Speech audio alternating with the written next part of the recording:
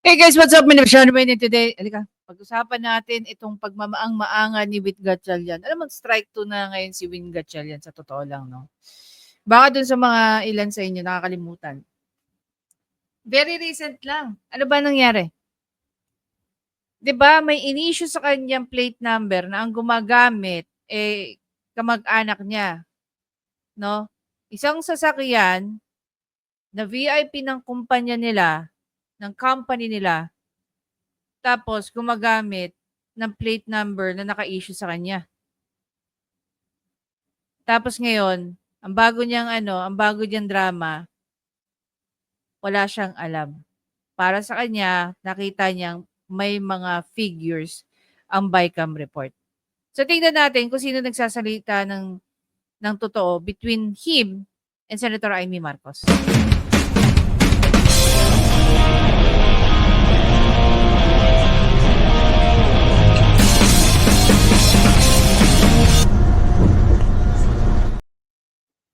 Alam mo ito si Win Gatchalian, no? Parang ano to ano tawag diyan? Siya yung sinasabi nating pa-good boy sa loob ng Senado. Pero ngayon hindi na siya good boy. Obviously, dito sa mga sinasabi niya, hindi tumutugma doon sa pinakita. I mean, if we're going to compare between sa sinabi ni Senator Amy Marcos, na para sa kanya, the reason why she did not sign that particular document or the BICAM report is because para sa kanya, blanco. Hindi siya pipirma sa blankong mga detalye. Obviously, hindi nga siya pumirma. Excuse me. It only means to say na totoo yung sinasabi ni Senator Amy Marcos. Pero bakit ito yung sinasabi ni Win Gatchalian? Pakinggan natin siya. Wala kami nakitang blanco. Kasi dapat balanse. Yun ang tinitignan namin parati. So, I have a whole team na tinitignan yung budget bago ko deliver. Hindi ko nakita whatsoever, no. Wala akong sa gana ng aking pagkakaalam, wala akong nakita. Lalo na when we were signing it, I was concerned of the Senate reports. As I mentioned earlier, there are about 200. Okay. So while he's talking, makikita mo yung mga blanco na yan, may mga pirma na nila sa gilid. 'Di ba? May mga pirma na sa gilid. Should we verify each and every signature na nakapirma dyan sa ibaba ng documents na yan? Mamaya pag-usapan natin kung paano na walang bigla ang BICAM report na yan, no, na naka-upload di umano sa government website. Nagkaroon po ng interview si Prof. Chelo Magno kay Congressman Sid Ungab. So later, pag-uusapan din natin yan. Tuloy. 135,000 items. So, ito naman ang tanong ko. How can you sign, no, a document na sinasabi mo, Senator Villanueva, na kumpleto naman ng detalye. Pero yung hinahawakan na dokumento na in-email di umano dito kay Congressman Sid, kulang-kulang. Balita ko nagpapastor pa ito Meron ba kayong kopya na nagpapatunay ng mga claims ninyo that can debunk itong claims naman ni Congressman Sid? Habang ini-interview kayo at sinasagot nyo na wala kayong nakitang blanco, sana napatunayan nyo na rin. May napatunayan ba kayo diyan sa claims ninyo? Wala. Wala kayong maipakita sa taong bayan. Ang sinasabi nyo lang, basta nung pinirma nyo yan, kompleto yan. Pero yung hawak, yung transmit via email kila Congressman Sid Ungab, kulang-kulang ang detalye ng BICAM report na ipinasa kay BBM. May mga lump sum pa rin at para sa akin, since time immemorial, I've been calling to break it down para mas makita natin. So kung meron mang lump sum, ibig sabihin, maaari o posible na merong isang item doon, meron lang total, pero hindi alam saan dadalhin. Sabi naman ni Senador Risa Ontiveros na hindi ito makapaniwala na magpapasa ng anumang budget ang Kongreso na may blanco. Anong natuklasan mo? Kinumpara mo ba? Magkapareho ba ngayon na may blanco doon? Ito, pakinggan mo Pakinggan ninyo. Sa 13 pahina na yun na tinutukoy ni Congressman Ungab at ni dating Pangulong Rodrigo Duterte. Dun sa nakita natin, dun sa mga dokumentong ipinisinta ni Congressman Ungab at doon sa dokumento nga na nakita natin na BICAM report mula sa Senado na andun yung mga blankong mga items o walang mga sulat. Ito yung mga yung panig nila Congressman Ungab ay hinighlight pa yung mga items na yan na mga blanko. At yun din yung mismong nakita natin, parehong mga dokumento na may mga blankong items na nakita tayo doon sa dokumento ng galing naman sa Senado. Yung sinasabi, Asher, ni Senator Sherwin. So, itong reporter na to, sinungaling? Para lang sabihin natin, nagsasabi ng totoo si Joel Villanueva at saka si Win Gatchalian?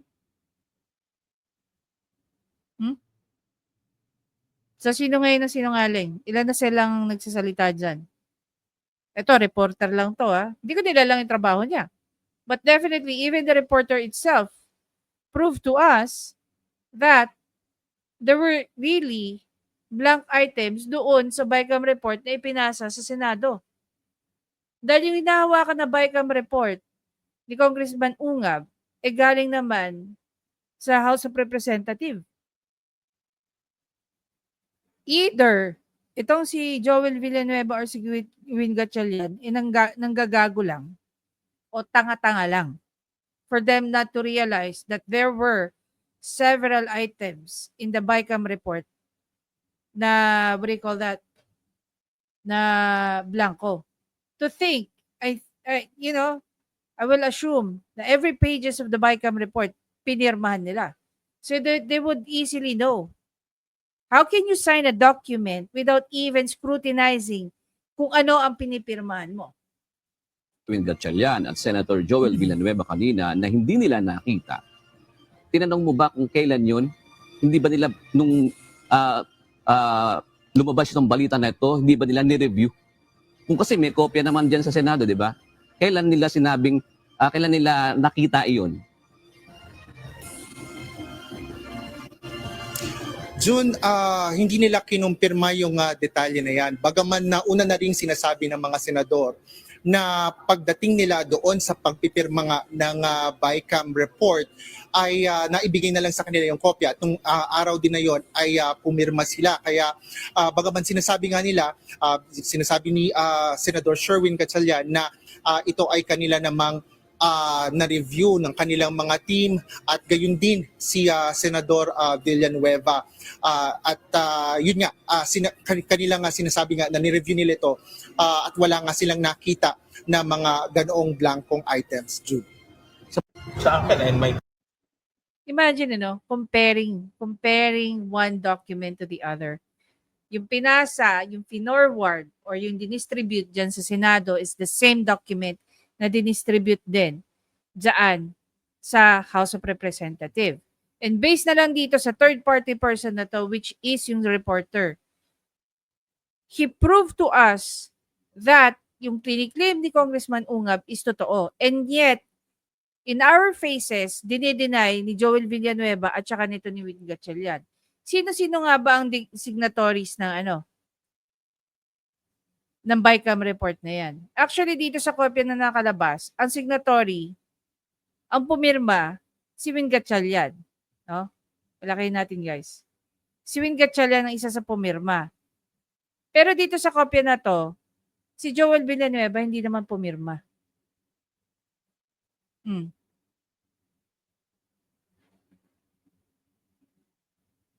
Ngayon, ito tanong natin. Ayon nga sa isang lawyer, na si Attorney Neil. If mapapatunayan na totoo ito, this is unconstitutional. Those people who are involved signing the document, the BICAM report, ano kaya ang gagawin sa kanila ng taong bayan? 'Di ba?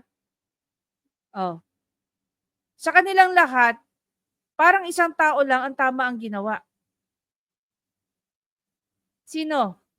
Taong bayan, sinisiguro ko sa taong bayan na hindi ako kailanman pumirma ng anumang papel hinggil sa budget ng 2025 o sa BICAM report na yan na nagsusulong na magbawas ng pera sa mga lehitimong proyekto. Paano ko naman pipirmahan ang blankong papel? Oh.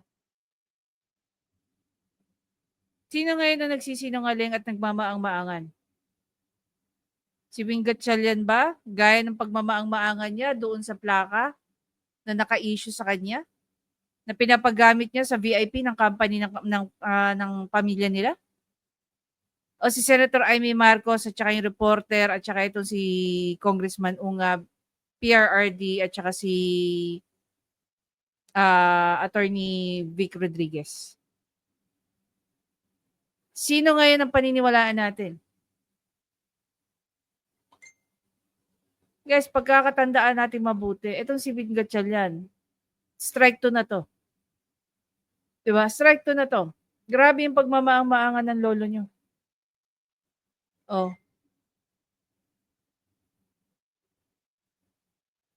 Sige nga. Oh. Yung mga blanco. Hindi mo na nagpas Ulitin natin, anong sabi ng reporter? Pinaghambing niya, kinumpare niya yung BICAM report na ipinasa sa Senado at diyan sa House of Representatives. And he agrees based sa kanyang personal knowledge because he witnessed. No? Nagkaroon siya ng opportunity na makita yung dalawang copy na yan. At pinapatunayan niya na meron nga mga blanco. Oh. Ano sabi ni VP Sara? Itong si Bongbong Marcos, no, even before lumabas ito, meron na siyang 5 ginawa na pwede siyang ma-impeach, pero hindi niya ginagawa.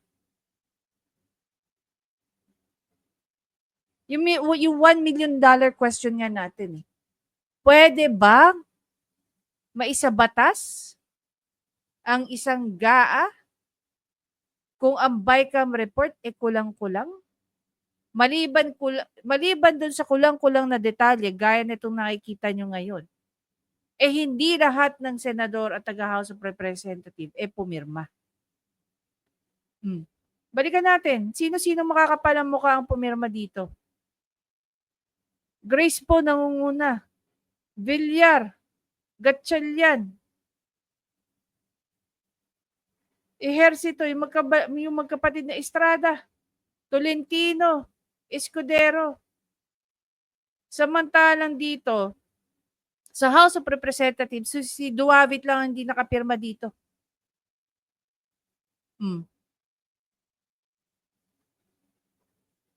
So, anong tawag mo sa tropahan ng mga to? Dali.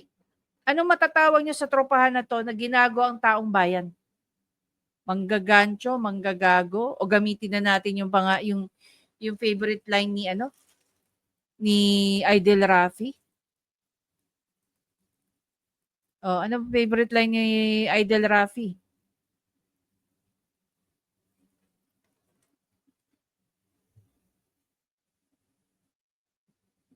Grabe. Ito, hindi na tayo magugulat dito eh. Same names. Mga attackers ni VP Sara. Oh.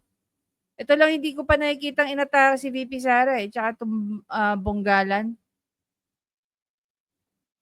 Yung Madrano hindi rin. Libanan hindi rin. Hindi ko pa nakikitang inatake si VP Sara. But the rest, very familiar names. Sikat na sikat. Balik tayo rito. fluid blank. It has to be complete. Oh, sabi, it has to be complete. Pero bakit yan tinanggap ni Bangag Jr.? May basbas ba to ni Bangag Jr. kung bakit to ganito? Kulang-kulang? That is not allowed. He's lying. Oh, ilang beses na napatunayan ni VP Sara na si Bangag Jr. ay hindi talaga marunong maging presidente. Sobrang tanga eh. 'Di ba? Tangina, with all conviction pa sabihin niya, he's lying. Ang pinag-uusapan natin dito, BICAM report, ang ginawa, ang inaano mo, yung GAA. Paano mo tatanggapin ng isang BICAM report na kulang-kulang ang detalye? Kulang-kulang ang signatories. Paano mo yan nagagawa? Oh, He's a president. oh. And you are the president now. You are the president now and yet you cannot do anything. Diba? He knows that you cannot pass a GAA without with a blank. He's lying. He's lying because he knows perfectly. Yung GAA, kumpleto na yung detalye. Sa BICAM, kulang. So, paano kayo nag-agree? Paano nag-harmonize ang detalye ng BICAM nung ginagawa nyo na yung GAA? 'Di ba? Paano nyo ginawa yun? Kaya nga rin sinabi ko, 'di ba, nagkaroon pa sila ng pagvivito. Ano yung tinanggal nyo? Kasi pag nagvito kayo, may binago kayo. Anong binago nyo? Well, that doesn't ever happen. Sa kasaysayan ng buong Pilipinas, hindi pinapayagan na magkaroon ng item ang GAA nang hindi nakalagay kung ano yung project at saka ano yung gastos, ano yung pondo. Obviously, napaka-bobo talaga nito ni Bangag Jr. 'Di ba? I hate to say this, I don't like demeaning people, no? I really hate it eh. Pero nagagalit ako dun sa mga tao na ginagawa tayong bobo. My God, I hate drugs. Sinisiguro ko sa taong bayan. Oh. Sige nga. Kanya-kanya na silang hugas ng kamay, guys. Itong pagmumukha na to, kung tatakbo man to sa eleksyon ulit, inawag na natin tong iboto. Sasabihin niya, tsaka ni Joel Villanueva, na hindi naman nila nakita na walang detalye yun. Ano sabi ni Political News dito? See, 5,000 some senators did not see some blanks in the BICAM report, just signed it directly. And they are still showing that the former president is lying in Congressman ear in their exposed blanks in the BICAM report. That's when the UniTV reporter saw the BICAM report he got in the Senate. He discovered that there were indeed blank pages similar to the copy he saw with highlights from Kung Ungab. That means that the reporter's eye are clear because those who signed the BICAM report did not see the blanks. Magkaiba yung did not see the blanks sa nagmaang-maangan. Source, 5,000 UNTV News and Rescue. House of Representatives, blah, blah, blah, blah, blah. Oh.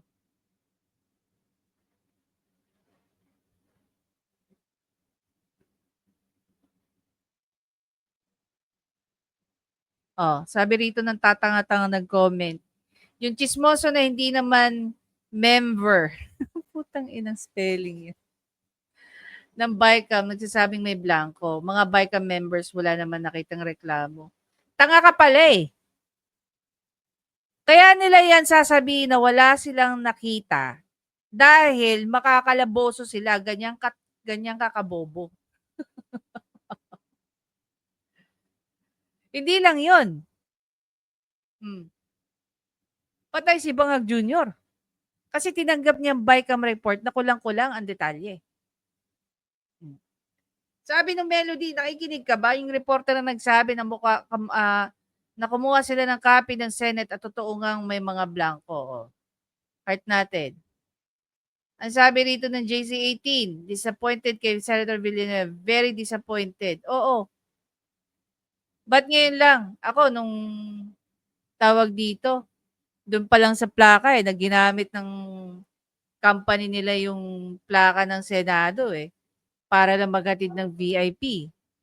I am already disappointed. Extremely. Sabi ni Jerome dito, pwede palang rason yung hindi ko nakita. Hindi ko alam. Sa Senate. FYI mga senador to. Yeah, tanga-tanga. Sorry. Sino man bumoto rito, putang ina niya. Nagsalita na si Raul Manuel, yung kanyang bycam daw niya is blanco din daw, binalita ng GMA. Oh. Diyos ko, si Amy Marcos na nga, si Senator Amy Marcos na ang unang nagsabi na hindi siya pipirma sa mga blankong documents. Oh. Minsan kasi gullible tayo. Yung mga sinasabi ni Senator Amy, hindi natin agad pinapaniwalaan. 'Di ba? Ayun, kapatid na yun ng presidente. Pwede niya nang, what do you call that? Pwede niya nang ipagtanggol yung kapatid niya. Pero anong ginawa niya? Nilaglag niya pa rin. Hindi man niya directly pinangalanan, pero nilaglag niya pa rin. 'Di ba? Ito yung klase ng mga senador na ginagawang ginagawang tanga-tanga at bobo ang mga Pilipino. 'Di ba? Now you can see the difference kung paano minumulat ng grupo ni PRRD ang mga Pilipino sa mga kawalang hiyaan na ginagawa ng mga politikong nilukluk lang natin na kinakamkam ang pera ng taong bayan. 'Di ba? Oh. I don't know no kung gaano karami sa inyong nanonood ngayon ang gustong-gusto na ginagawa kayong tanga ng ibang tao. At the end of the day, Diyos ko, kapamilya nga natin pag ginawa tayong tanga-tanga, galit na galit tayo. How much more yung mga taong inasahan natin na gagawa ng katinoan. Pero gaya nga ni Win Gatchalian, anong ginawa ni Win Gatchalian? Pinapanindigan niyang gagaguhin niya mga Pilipino. Tama ba yun? Dapat ba natin i-tolerate yung mga ganitong bagay? Definitely hindi.